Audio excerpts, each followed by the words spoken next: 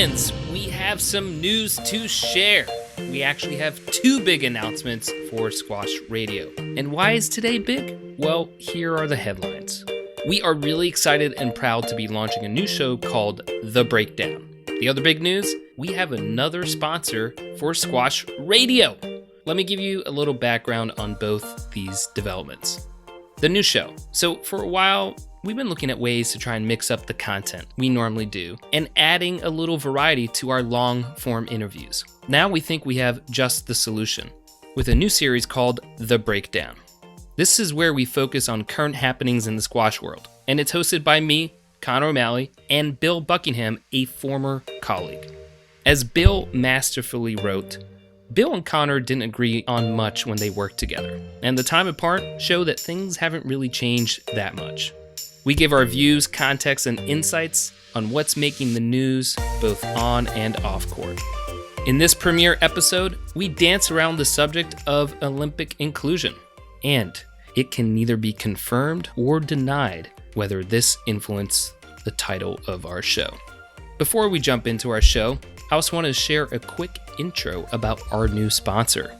They are Baya Sports, and they're on a mission to develop the best court shoe ever. They first focus on squash because the rigors of squash and the beating that it puts on any shoe. Well, if they could solve that problem, that shoe could definitely perform in lots of other sports too. So a little bit about the founder of Baya Sports. They are Nathan Dugan and Mike Portas, both from England, both played on the professional squash tour, both now exceptional teaching professionals in the United States. But now they are pooling their knowledge, expertise, and passion and driving it towards developing the best shoe ever. You gotta take these for a test drive yourself. Go to squashradio.com and check out Baya Sports to see their latest Force X. Okay, thanks for listening to that, and let's jump into our show.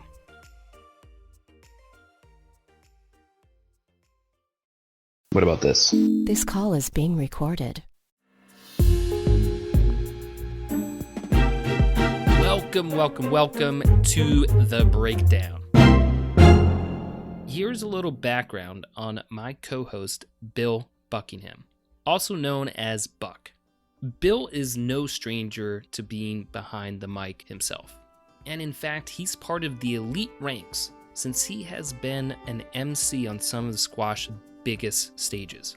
Here's a quick clip of his highlights. Yeah, I was lucky enough to do the U.S. Open a couple years back when the premier MC in the world, Gilly Lane, shout out Gilly, had a personal fare to attend during the semifinals. So I was put into that role. And then because of that, the folks out at Black Ball out in Egypt had seen some video of it and asked me to come out and do their event. So I did the 2018 men's inaugural Black Ball, and then I did the women's that March.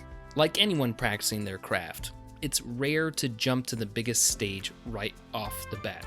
So we also asked Bill about his path and his experiences in putting in the hours behind the mic. We'll do squash first. I've been doing what I affectionately call the minor leagues of the basement of Drexel for years and years. I think since 2011, since we started doing the U.S. Open at Drexel, I've been doing the lower courts, which include sweeping the floor, wiping the glass, and interviewing players. So it's kind of like riding the buses in AAA. So I finally got called up to the big leagues during the 2018 U.S. Opens. But yeah, otherwise, weddings. I officiate weddings. In a previous career before squash, I did some television, some local travel television. My famous Burger Wars video, which I think I think it has 100 views, and I think you viewed it about 80 times. So things such as that, a lot of little local television and bike races, in which I emceed bike races when I was working in New Haven, Connecticut, in the sports industry. So I've had a little bit of experience with that for sure.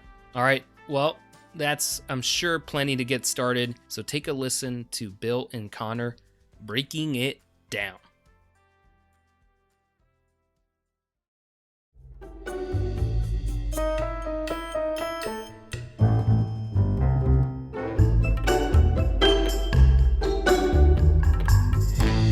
All right, we're in. I think we're good. First ever baby's first podcast. So Bill, it sounds like you've done a lot of work being an MC. Have you ever thought about being a commentator? Yeah, I mean, it would be fun. My fear is that I wouldn't be very good at it. I think people underestimate how hard it is. Joey and PJ are like fantastic at it, as are Jenny Dunkoff, Lee Drew. Yeah. and Vanessa are awesome. But I think if you listen to a lot of the PSA or watch a lot of the PSA TV broadcasts, when they're doing a tournament that say has both men and women, and there's match after match after match, and those guys need a break because doing that stuff is arduous, and they get a tour player or someone else to come on to fill in for one of them. The gap in the gap is incredible, and it's sometimes very painful to listen to. They strike gold lightning in a bottle every once in a while. I forget which tournament it was. It was just recently, actually. I think her name, and I'm pronouncing her name correctly, Lisa Aitken. She's Scottish. She's like 30th in the world or something like that, or whatever her rank is. I'm not positive. She was fantastic, but I've heard other ones, and I'm not going to obviously drag anyone. But it's been awful, like painful to listen to. And I think Joey and PJ and those folks will agree. It's a lot of these people. It's tough to drag words out of their mouths, and to keep the broadcast compelling. So as hard as it is, I think the last thing that Joey or PJ or Lee or Vanessa or Jenny want to do is have to also drag along another person. So I'd be fearful that I would be that person that they would have to drag along. So in the past, Joey and PJ have both offered me the opportunity to do it at the TOC for a game, and I've respectfully declined at this point to do that. So it's funny because Joey and PJ obviously were solid players in their day, but like Lisa Aiken's like ranked 30th in the world and probably doesn't have a squash Q rating that a ton of non-huge squash fans haven't heard of her, and she was fantastic. So it's like baseball managing or things like that. You don't have to be a great player to be a great announcer, type of thing. But yeah, Joey and PJ are they are incredible at what they do. They are a lot of times I just turn on the volume and listen to them talk and don't even watch the squash, to be honest with you. Listen to them, and I think there are segments that they do before the events, during the events, some of the fun things they do with dressing up in costumes stuff. Definitely undervalued, underused, and could be used a lot more in the world of squash. They're very compelling, very funny, and a great asset for the game for sure. Certainly, if using the Malcolm Gladwell, the 10,000 hour rule, they've logged that and several times over at this point. Absolutely. Yeah. They're opinionated. They're not afraid to say what they say. The only thing they do that I'm against, and I think I've told them this, but you know what, they're good. It's what they do is I don't think that they should, number one, predict the matches. I don't think anybody who's doing play-by-play of a sporting event, and I think you'll find that in football, baseball, you ask those guys who's going to win the game, like Nance or Romo and those guys in football, they won't make predictions of games that they're announcing, and I don't think that they should do that either. I think in football, obviously, there's a gambling aspect to that, and they don't want the announcers to show their bias based on they may be gambling, may not be gambling. So I don't think that's professional that they do that. But otherwise, I think they're awesome. Well, that's a tough one because there isn't football, which has such a robust engine behind it, right? I mean, they're wearing a lot of hats, and I'd be curious who they would think was going to win the match or not. Right? Yeah, I think what it comes to, and again, since gambling isn't so pervasive in squash in the United States, anyways, not yet, anyways. I just think if you predict someone's going to win a match, you're a professional. You want to have your, not integrity is not the right word. The validity of your opinion. You're going to complain about a referee's call because, hey, you picked, say, Diego Elias to win the match, and a stroke call went against Diego Elias that you might have disagreed with. You're going to be more vociferous about that because whether you are or not, people are going to think you are because you picked Diego Elias to win the match. So I just think that, and that's why football announcers and baseball announcers don't make predictions on matches because there'll be a perceived bias, and that's the last thing you want when you listen to someone. I do have a sort of segue here, but I didn't want to pass up the opportunity to kind of highlight as an example what PJ and Joey do so well is the creativity aspect, right? That Batman and Robin thing that they did in Chicago and continue to do it's brilliant. When they were like a fireman, this was at the World Teams. That was awesome. There's so much creativity there. Yeah. But, I think what you're also highlighting is we're using the comparison of squash to football. Yeah. Yet the economics behind that couldn't be more farther apart. Sure. So part of the segment that we were talking about today that could help chip away at that would be the ever top of mind conversation of squash and the Olympics. Yeah, interesting. And for another time, the squash the Olympics obviously is a hot topic right now because of the recent announcement of breakdancing and the breakdancing's inclusion in the Olympics. I think gambling would probably be something that would more bring squash closer to football or any of the other major sports. But I think that's a topic we're going to delve into at a later time. But yeah, the Olympics, the breakdancing. So let's just give the kind of 30-second overview of, Sure. if anyone hasn't been paying attention, what just occurred. Sure. And again, just what I read that for the 2024 Paris Olympics, breakdancing will be introduced as a sport and will take place at, I guess, and again, I'm not sure I can pronounce where it's going to be, but a very high profile spot in Paris. And obviously rankling the legions of squash fans and other fans of other sports, obviously, but rankling squash fans for our continued non-inclusion into the games. It's I think as a squash fan and a squash player, they almost feel like we're getting trolled by the Olympic Committee at this point. I mean, it was one thing when golf and tennis and things such as that get included, and we always had our arguments. Well, it's not the pinnacle, like the Masters is the pinnacle of golf, so why would they include golf in the Olympics? And Wimbledon or U.S. Open's the pinnacle of tennis, and at least had the arguments, and there's like discussion and things such as that, and there were reasons those sports got included.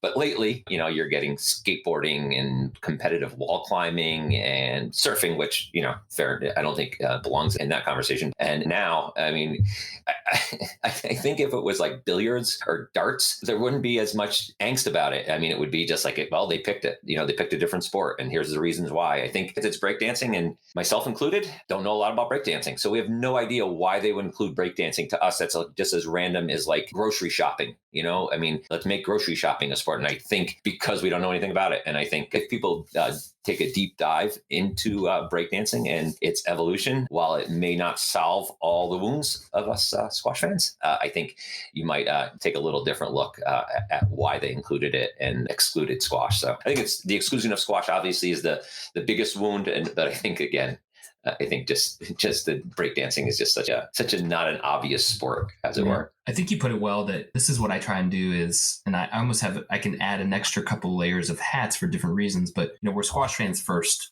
And so it just hurts to continue. Like, we want to be at this dance so bad because of so many reasons. Like, we respect the athletes so much. We just want to be at the same stage, and we think that the sport is there. Right. Right. And then there's what I think has happened, and we're not fully acknowledging that this is a business, and sports as a business has changed dramatically. If you remember, and you're way more versed in this because of your depth and breadth of knowledge within the sports world. Do you remember the older Connor? Just say it. You're way older. No. You're way older than me. That's fair. That's fair enough. But do you remember the conversation that used to happen of like the professional athletes in the Olympics versus amateur? So that was a huge debate. When do you think that debate stopped? Really, like, we don't talk about that now. Well, I think because all sports are professional now, right? I mean, the Dream Team started it. And I think the Dream Team was the Olympics' first grasp at staying relevant. And they probably, the people. Well, from the U.S. perspective, what about the 1980s Russia versus the U.S.? Well, that's the difference. They were pretending that they weren't professional. There's a difference between pretending you're not professional and then outright saying, hey, look, the best athletes in the world are going, whether they're paid or not, are going to be in the Olympics. And so there was evidence of that, let's say, in the 80s then. I think always, probably. I mean, of course. You're look at and again, not to interrupt you, but the Olympics kind of started losing its relevancy after the Eastern Bloc countries started to fall. The natural rivalries, again, this is from a United States perspective. The natural rivalries were gone. I mean, it was no more like 72 basketball team against Russia, the 80 hockey team. It's hard to get excited about a USA Belarus matchup, right? Mm-hmm. Or a U.S. Soviet matchup was, Russia. That was something that if they were, again, grocery shopping against each other on NBC in the 80s at 8:00 at night, I would have watched it.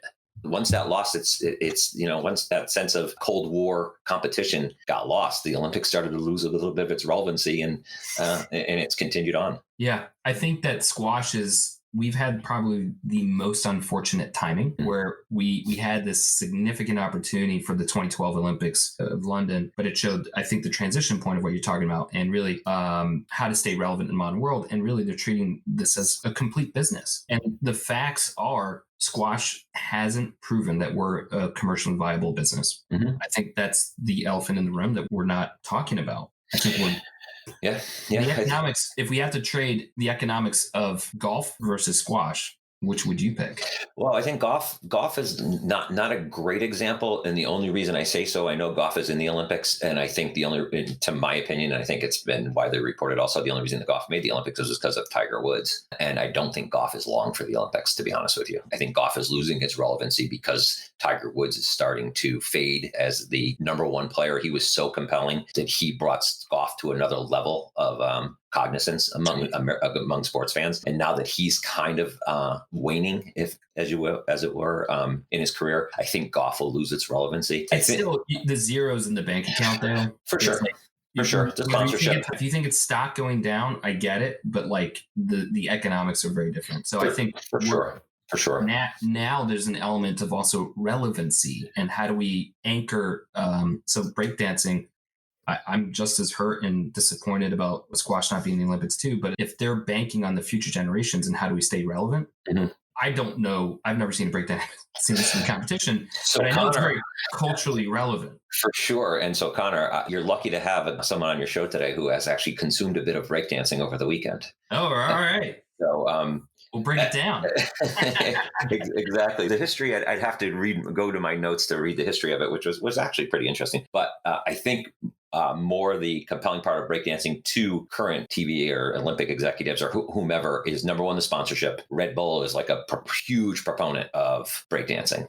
The Red Bull World Championships and so on and so forth. But I think it's also the way we consume things these days. I actually watched the 2019 World Breakdancing Championships, the final match this weekend. And you know how long it took me to watch from introduction to the judges awarding the winners? You know what the whole production, if you look at it on YouTube, give me a time. How long do you think that whole thing took of the final match? I think I know where you're going with this. And so if you'd asked me without that sort of like lead up, I probably didn't answer, but I got to say 10 to 15 minutes. 7 minutes and 19 seconds. And that was with a lot of hype leading in, a break, a 90-second, just like squash, a 90-second break in between. The parallels to squash and breakdancing are actually pretty funny if you watch it and then read a little bit. The 90-second break in between is actually the thing that was jumped out at me. Well, the pros were 2 minutes, but for sure. No, for sure.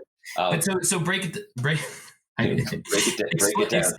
what's the competition? So I only watched the final match. So I imagine these folks got to this point by, winning their earlier matches and came down to each other. And basically they, I compare it to another Olympic sport I could compare it to right now. It's a much more enjoyable version of watching the floor routine. Individuals or team? No, it's definitely individuals at this point. There may be like teams, like loosely affiliated teams, like Team Red Bull or something. I don't know that. But two competitors, two dancers, they get introduced. One of them goes out, does his routine for a set amount of time. The other one jumps on the mat, does their routine. They do another routine, 90-second break, and then they come back. It's kind of like a rap battle, if you've ever seen that, where they go back and forth. I compare it to the floor exercise where, the gymnast comes out on the floor and does her tumbling routine or his tumbling routine and jumps and then gets judged. It's actually more exciting so picture a gymnastic meet where Nadia Comaneci, which I may be dating myself for that reference, Nadia Comaneci comes out, does her exercise routine on the mat, and then she does it for 30 seconds, and then Mary Lou Retton comes out and does it, and says, no, you did that, I'm going to top that. And then Nadia Comaneci gets another chance to come out. You did that, I'm going to top that. And it goes back and forth like that, and then they judge, and whoever does the best wins. So it was very compelling, very athletic. Obviously not anything I'm going to stay up and watch, but easily consumed for sure. And the music, everything that, high level production. High level production, yeah. And which were the countries, if you can remember? I don't remember. I don't remember what the countries were represented. To be honest with you, so I don't remember that. What I did hear is, because there was some play-by-play type of thing. So the other parallels to squash players is, these guys don't make a lot of money. The competitors. Even though Red Bull sponsors and their main thing is to vie for sponsorship to become an international competitor, but they don't make a ton of money participating. Where they make their money, and see if this sounds familiar, is they make most of their money from lessons and exhibitions. So I don't know if that sounds familiar to you, but teaching, and exhibitions is where they make their money. So very comparable to squash players. So they have a little more in common than they may think. In the end, it's how it's consumed. It's so quick. It's so visual. It's something that people, in the end, if a squash match is on and that's on, obviously I'm going to watch a squash match. But if you took people who are not fans of either and put them side by side, I'm thinking that more people would watch the breakdancing, for better or worse. So I have almost like a 2-minute quick context here where I think what you were just spelling out was also like presentation matters, right? And how to package it. For sure. And one of the most watched performances of squash, period, was the Commonwealth Games. I believe it was 2015. That was in Glasgow. And it broke BBC records. So it was one of the most watched events of the entire Commonwealth Games. So well over 1 million views. So it's just interesting to see like that we do have an audience here. But basically, there has been a shift of treating the Olympics as a business. And the way that they used to measure the Olympics was it was a cap at 10,500 athletes. It was an original cap of 28 sports. This is when baseball, softball was coming in and out, and we were vying for it. And now the hard ceiling is the 10,500 athletes, but they're pushing towards more sport inclusion. Right. And gender equality for sure. I mean, breakdancing's bigger than I thought it was. Doing a little bit of diving into it this weekend. It's, again, I thought the same thing as a squat. I like, you effing kidding me? Breakdancing. Yeah. But, it's viable. I mean, we'll see how it produces and how it performs. And by 2024, breakdancing may be something that you see on a Saturday afternoon. Breakdance at Red Bull breakdancing. I mean, you see bull riding, the things you see on TV for sport, and you don't see squash. I mean, it just it's pretty amazing. I mean, again, darts, billiards, things such as that. So, well, one of the issues and the feedback that we would get, the IOC, International Olympic Committee, would give us direct feedback about our bids. So the 2012 bid, the 2016 bid, the 2020, there were some consistencies, but we as a sport, I think, significantly addressed them. So it's just interesting. I certainly don't know currently what the gaps are towards that it wasn't watchable in terms of TV production, everything from the way the court was to the broadcast. And I would say that is no longer an issue. Right. In my opinion. Right. Women weren't as highlighted or presented in the same way or treated with parity. And I'm happy to say I think that has significantly changed. And then it was refereeing. And we've made improvements, but I think that's still a lingering issue, in my opinion. It's still an issue in the sport. But I wonder, my lob over to you is actually, let's get highly creative. If you could just imagine how to repackage the sport. Sure. And you have carte blanche as anything. What do you think, given the context of breakdancing, to what we might be aiming for? Sure. I think the number one biggest issue is that I think for a non-squash player can't appreciate the difficulty and the athleticism of the sport from watching it on TV. Sometimes it's almost difficult to watch it when you're in person on a glass court as opposed to watching it on like a club court or something like that. If you watch like two good players play on a club court, you're like, holy shit. These guys are amazing. The reflexes, the athletic, the speed, everything just blows you away, right? You go to a glass court event, it's kind of a bigger environment, like you're kind of farther away and you just hear the bang of the ball against the glass. It kind of loses a little bit of that. So picture then on TV, if you don't know, and so you see the slow motion of the people like lunging for the ball, you don't appreciate it. So I don't know if that's overcomeable in our sport, but I think the things that are number one, I don't think 3 out of 5 could ever make the Olympics. I think it would have to be 2 out of 3. I think that'd be the only way to go.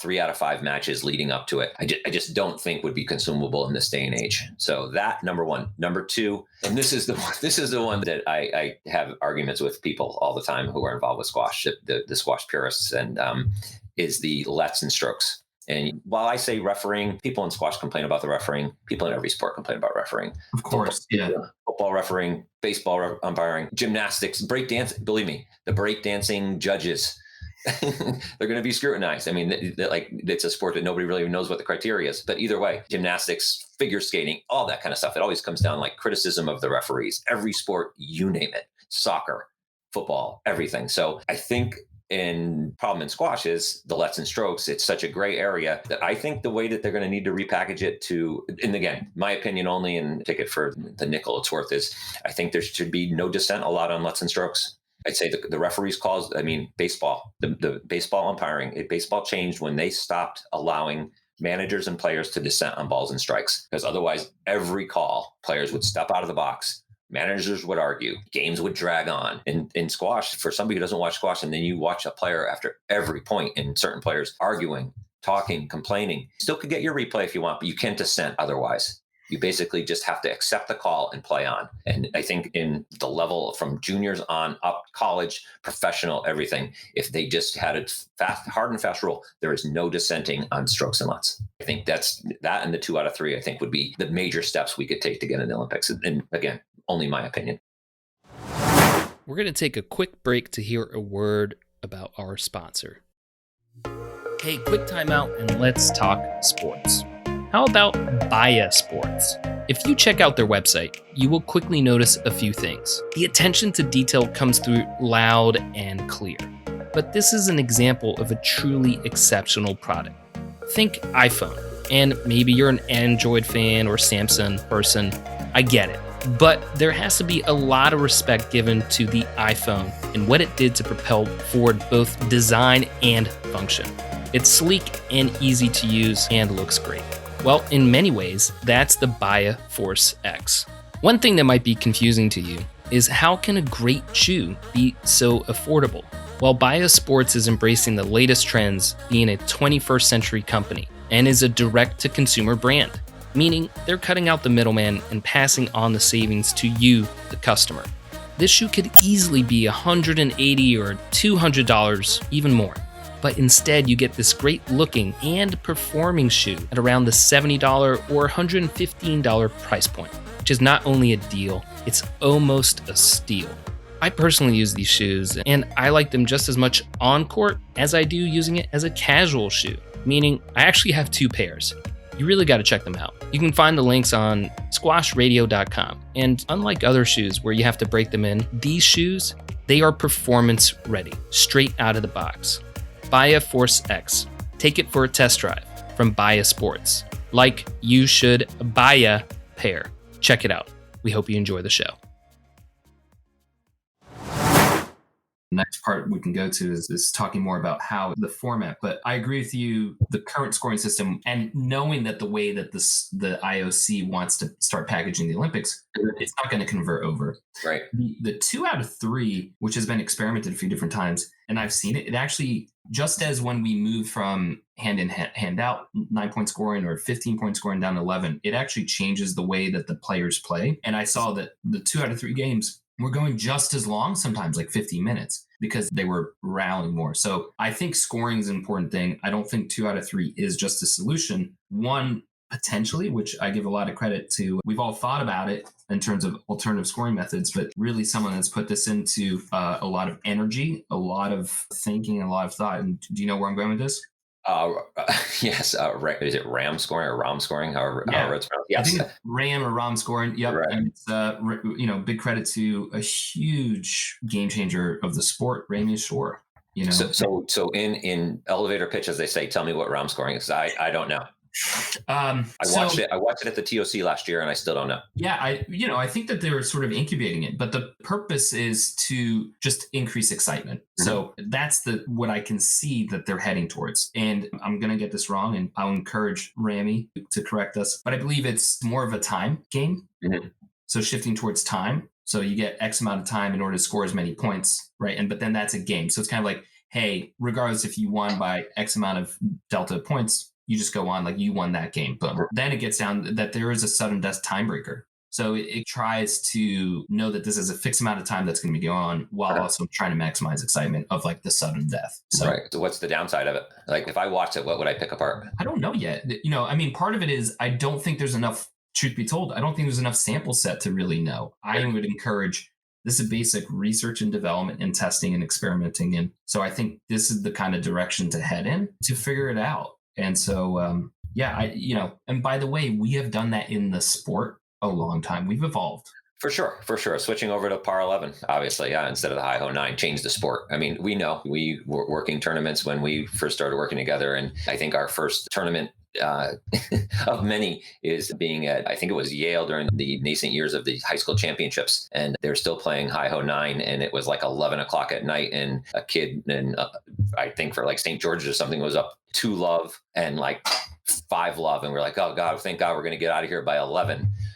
And next thing you know, it's 1 o'clock in the morning and we're still sitting at this gym, and that wasn't something that could go on. And so I'm not saying that match itself changed things to Harlem scoring, but in my mind, that was the tipping point. There is a movement there. I mean, again, the professional level is sort of, they have been at the vanguard of testing this. And then you look at them testing, and then there's adaptation throughout the sport. So you also made another comment about the referee, and I completely agree, and it needs to be simplified and more basically get back to calling balls and strikes versus, right, like let's try and make this more clear about what we're doing. But there's an element that the players are basically, the way I look at this, they're trying to influence the outcome of not maybe that call, but future calls. Oh, for sure. Or they're just trying to get a break.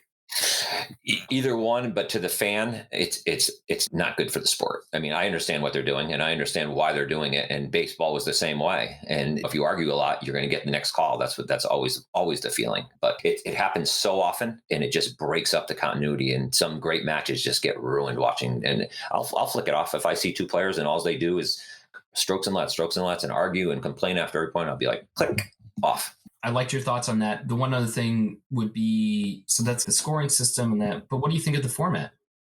So right now, I believe the proposed suggestion has been 32 players. Sure. 32 players, singles draw. No, not really a team event, just like individual draw.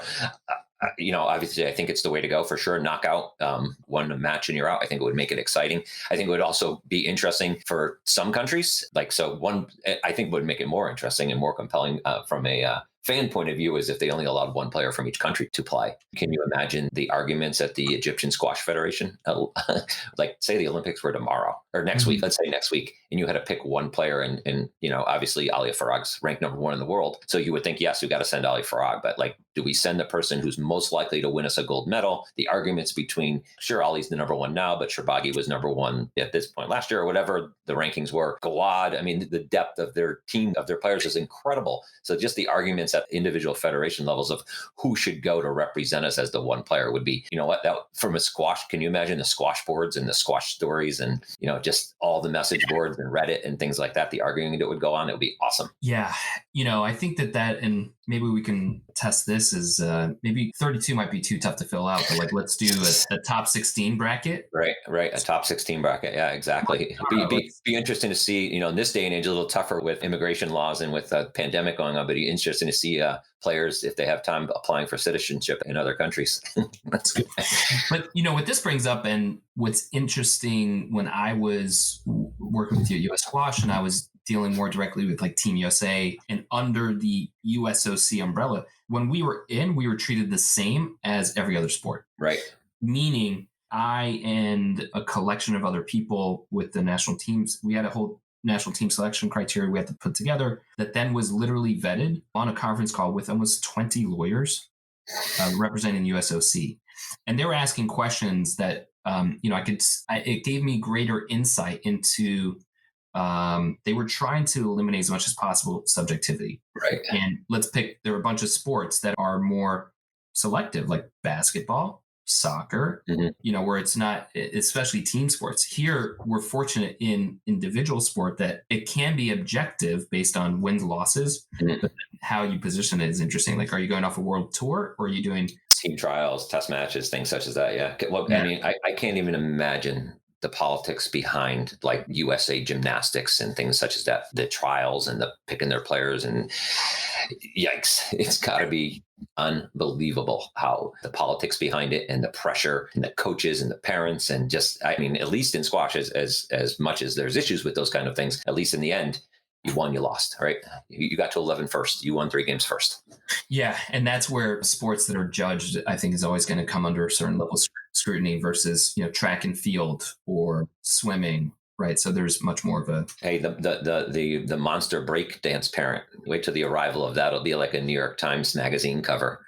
It's coming soon. Well, and this is our first run at this, but one of the things that we were thinking about was kind of like, hey, let's pick a topic that we introduce. I think we didn't quite do our hot take at the beginning, but like now that we've kind of talked about this, it's like, let's give where you feel personally from yourself, Buck, and then also what you think of the sport. So maybe try and summarize this for people out there trying to reconcile the news about the Olympics, breakdancing, and everything else.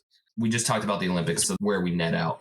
I think as far as netting out, I think that the hurt feelings and the issues with squash fans, squash not being in the Olympics, I think it was just explained to squash fans, here's why you're not in there. I think that's what's necessary. Otherwise, there's always going to be these, hey, there's deep state behind this. It's always conspiracy theories, always things such as that. So I think the IOC would probably do itself a favor by, instead of being opaque about it, just say, hey, we put breakdancing in because, and whether we like the answers or don't like the answers, at least we know, right? I mean, that's all we want. We just want the information.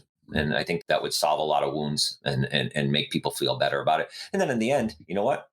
Maybe we could just put this to bed, because in the end, if they give us a list of reasons and say, hey, this is why, this is why, this is why, we may say, hey, look, squash isn't going to do that. It's just not. And you know what? And let's move on. Let's grow our sport our way and not make the Olympics the end all be all anymore, because you know what? We're not going to do that. And that's not going to happen with squash. So I think it's just knowledge and knowing what the criteria is, and can we ever, reach that criteria? I've said this for a while. I think getting into the Olympics would be an absolute game changer for the sport, but I think we need to continue and double down our efforts on this. This isn't a deal breaker. Well, right? I always hear people say, and it's a good line to say, is, hey, instead of worrying that we didn't get into the Olympics, let's focus on the things that can get us into the Olympics, and focus on those things to grow the sport enough where we will be in the Olympics. And that's great. But in the end, do we know what that is? Reiterating my form, do we know what that is? We don't know what it is, right? I'm actually saying, forget the Olympics. Like, let's stop aiming there, right? That is where, and if it's a helpful byproduct, great. But so either way, if we're saying, hey, we're not aiming there, we want to grow our sport anyway, I think what we just identified was we probably have some other products to explore. Like, here's sort of also my quick hot take on the professional game right now, is that I think right now there's a lot of a single product going on, meaning there's a lot of tournaments and a lot of individual knockout tournaments. What do I like? I like team sports. I like league structure. I like exhibition squash. I think exhibition squash has even a whole array of opportunity there, mixing from world team tennis. World team tennis does an incredible job of taking a sport and bringing big names to it, a cross-section of cities, a cross-section of personalities, and packaging up the sport differently for other people to entertain. For sure. Again, I disagree a little bit. I mean, especially the team tennis aspect of it. Team tennis is, to me, is more of an exhibition. And it's more like, but you don't get the big names participate. Like Roger Federer doesn't play team tennis. You know what I mean? Like, not Nadal doesn't play team. So you're getting like an old timers game to go to. But Bill, what I'm trying to highlight is there's the tour, and that's where the best players go and they compete. And I'm trying to say that, like, great. If we look at tennis and how they've had product extensions, the Legends Tour. Right. I liked watching McEnroe and Connors compete 5 years ago. I would tune in. Yeah, I wouldn't. I mean, in person, I'd go. Would I go if they were in like down the street playing down at the Yale Tennis Center? Would I go watch that? Yes. Would I watch it on TV? No. Sure. But I'm saying, I think you're interjecting yourself as a fan, not as what does the sport need to deliver towards other fans. Yeah, I think showing a diluted product to other fans isn't the way to go. I disagree. Why are you saying it's diluted? Well, because if we're having like 60-year-old John McEnroe playing team tennis, that's the diluted product. That's not fair to be said. I mean, there's a college player who could crush him. Yeah. So I don't want to watch a lesser product of a sport being put out there on television. Or it's interesting. I think you sound like some of the purists then. Not a purist. I mean, just sound rational, I guess, is really more than. So my thing being, and by the way, now McEnroe's used more as a coach, right? Like, so he's the coach. Look at what's the newest tennis adaptation, the Laver Cup? No idea. Yeah. So this is Europe versus the rest of the world. I mean, this Roger Federer initiative that is just right. Right. And again, I those things are great, and they are. And it's just like when golf, like with got the Ryder Cup and the President's Cup, and if they happen occasionally, like once every other year, or however that happens, or once a year, they're so much fun. But to me, I wouldn't watch that every weekend. I wouldn't watch it every other weekend. I want to watch the sport. It's an individual sport, and it should remain in. I'm not talking substitution, right? So how frequently should these occur? I'm not saying every weekend, right? So it's like, what we want is, I would encourage different products for different reasons. That's all I'm saying. And I'm saying, there's, when you look at supply and demand, not every single tournament in the world right now, regardless of what's going on, is sold out. No, of course not. So that's what I'm saying is, like, there's a lot of supply, a lot of demand. So like, what are the other ways that we can try and do that to build the overall fan experience? And we can look towards other sports that are including that. And there's a reason why that's going on. I disagree, but that's okay. We disagree often, Connor. This is why we're having the discussion, right? This is once again, I'm right and you're wrong. It's like a continued. It's continuing on. What's the saying? Since 2007. It has. Well, this is where it'd be like inbounds or out of bounds. We need left wall, right wall. This is where if we were in a tournament and we were working it together and you were calling me, I'd say, go F yourself and hang up the phone. Which is a true story. Which is a true story that may or may not have happened a few times. So. Yeah. All right. Well, this has been fun. I like the testing this out. And, why don't we also quickly say the other parts that we might be doing for this kind of segment? Sure. I think my vision of this segment would be like a little bit shorter than this one, a little bit long, but it's also our first one. And maybe after you edit it down, it'll be a little more compact and be a part of your show. You do some long form interviews with, personalities in squash, and this would be more of like a preamble. And I envision it as being something where we take a topic. This time we kind of jumped all around a little bit, Olympics were the bigger part of it, but I think we'll pick a topic like gambling in squash or whatever, the women's tour, the men's tour, the recent tournament that just happened, how squash is going to fare during this pandemic on the pro level, things, whatever a hot topic would be for 10, 15 minutes and talk about it and give our takes on it. Yeah. And I think as much as we can sort of integrate hot topics, what's actually going on in the world of squash in terms of like black balls obviously going on right now, what your opinions are, because you Sure. track this pretty closely. Yeah. And then who knows what the other stuff might come in. I know you're very opinionated and you have sometimes you put deep thought into it and sometimes you put no thought. Sometimes I like my no thought better, actually. My no thought takes. I'm thinking of, don't get fired. That's the goal. I want to try and come up with like, what's your take on, and it's just like, Pepsi or Coke, what's the squash or sports version of that? No, for sure. Underrated, overrated, that kind of stuff. So yeah.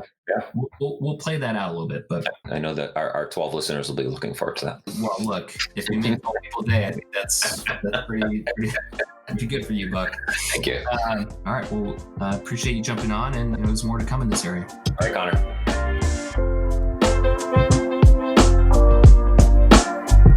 Well, thank you so much for your time today and for joining us on Squash Radio. We hope you enjoyed this latest episode. But before you leave, we just have one quick last message. As you know, Squash Radio wants to help tell some of the best stories from Squash World. But in order to do that, we want and welcome your help. Do you know a person or a story that involves squash that is interesting, funny, moved you, you care about, reflects your passion for the sport? Well, share it with us and let's try and get it out there on the air. You can email me at squashradio@gmail.com or reach out to us on social media. Again, thanks for your time and, well, until next time, be well and have fun.